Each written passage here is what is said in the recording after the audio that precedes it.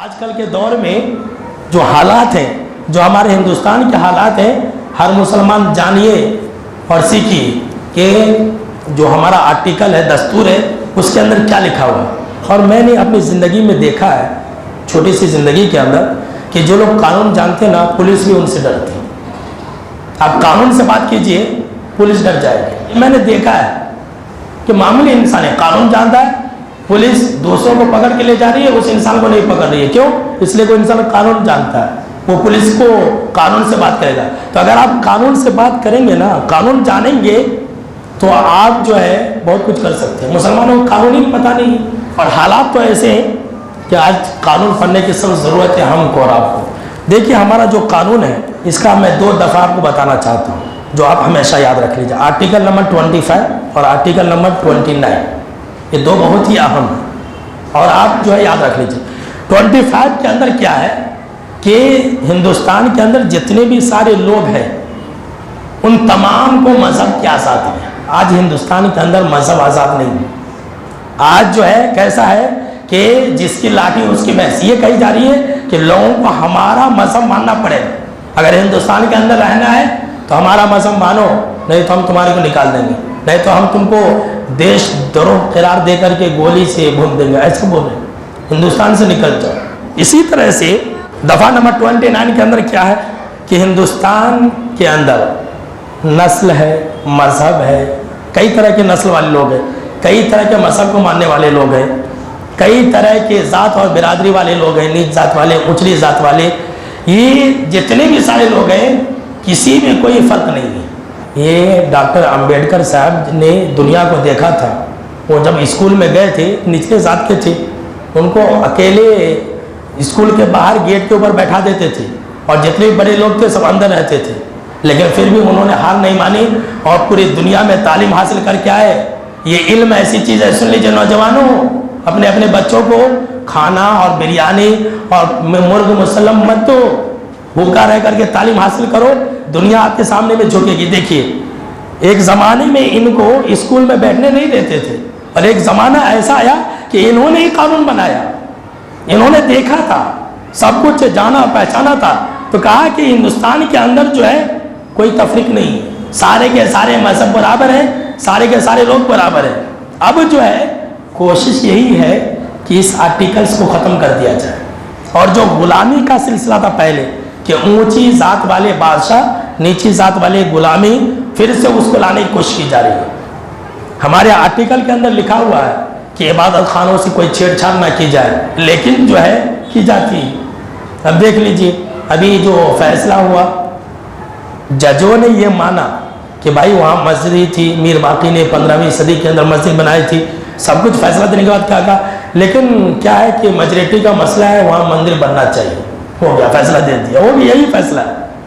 تو آنے والے دور میں کیا ہے، یہ جو ہمارا آئین ہے، دستور ہے، اسی کو بدلنے کی کوشش کی جا رہی ہے، اور اگر یہ بدل گیا نا تو یہ مسلمان نہیں رہیں گے ہندوستان کے اندر۔ اللہ نہ کرے، اللہ نہ کرے، اللہ نہ کرے ایسا دن آئے، اللہ ہماری اور آپ کی اور ہندوستان کی اور دنیا کے تمام مسلمانوں کی جان مال کی اللہ حفاظت فرمائے، آمین۔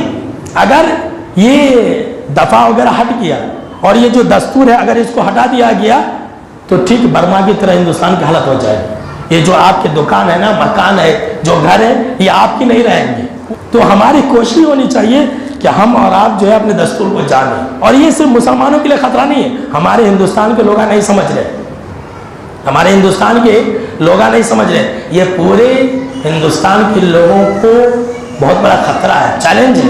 پھر انگریزوں جیسا دور آ جائے گا کہ ایک دور ایسا آنے والا ہے کہ ہندوستان کے لوگوں کو پھر غلام بنایا جائے گا، پھر غلام بنایا جائے گا، پھر جو ہے وہ اونچی ذات والے لوگ جو ہے نیچی ذات والے لوگوں کے اوپر حکومت کریں گے۔ ہمارا جو دستور ہے سب کو 5 حق دیتا ہے، سن لیجیے، یاد رکھ لیجیے، سب کو، ہندوستان کا جتنا بھی انسان ہے 5 حق سب کو دیتا ہے، اور ایک حق ہے 6 حق سمجھ لیجیے۔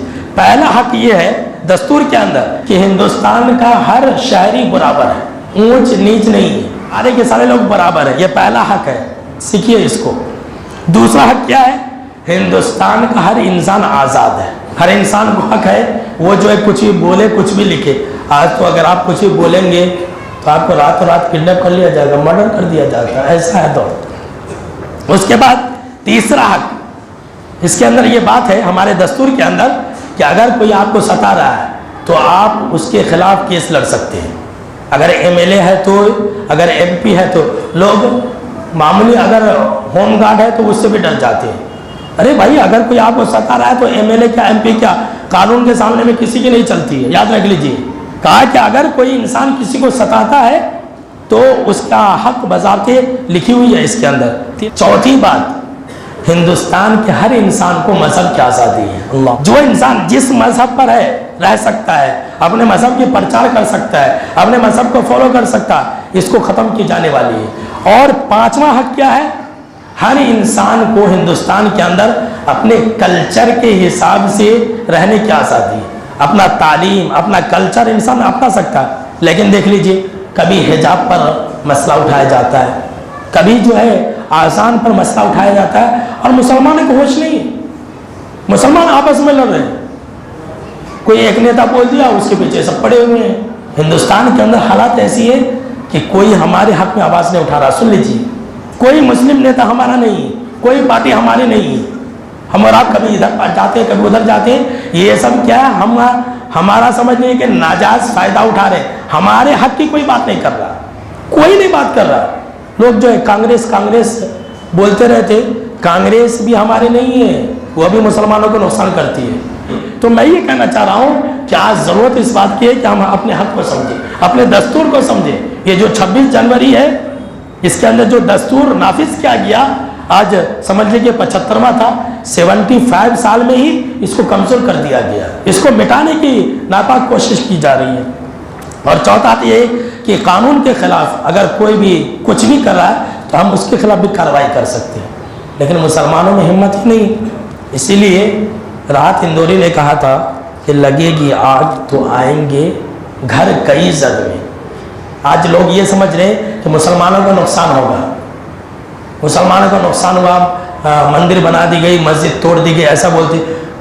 सुनने में तो ये बात आई है कि मस्जिद कहीं और थी और मंदिर कहीं और है, वल्लाहु आलम। लेकिन लोग खुश हो रहे हैं, होने दीजिए। लेकिन एक वक्त आएगा, लगेगी आग तो आएंगे घर कई जद में। यहाँ पे सिर्फ हमारा मकान थोड़ी है, यहाँ से मुसलमान थोड़ी बसते। और यकीन मानिए, हमसे ज़्यादा नुकसान औरों को होने वाला, हमसे ज़्यादा नुकसान दूसरों का होने वाला।